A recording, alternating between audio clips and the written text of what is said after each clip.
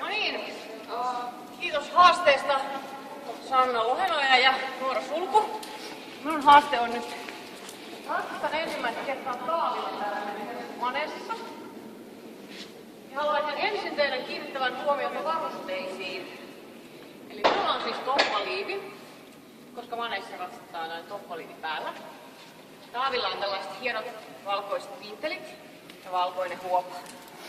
Täällä pitää olla tällainen. Sitten toinen juttu.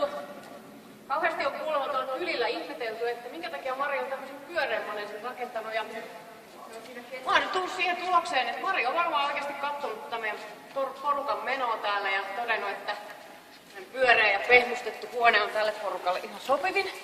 Tosin pehmusteet ei ole vielä seinässä, mutta varmasti tulee. No niin, nyt lähdetään tällainen rengasvien yhteistyöalustie, joka maneessa jää.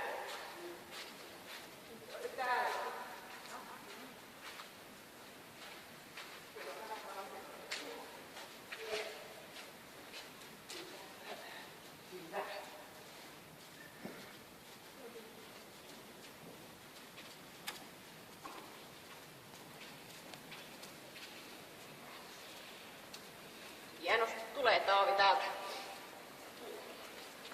No, nyt tulee kakat, ne pitää siivota, muuten Mari suuttuu.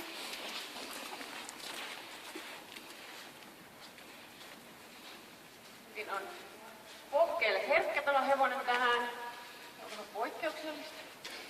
No niin, kiitos. Ja nyt voisin sitten nauttia tähän tilanteeseen sopivan juoman. Elikkäs kuohuviiniä, koska meillähän on tänään myös tämän maneesin avaja. Kippis. Naama. Kiitos.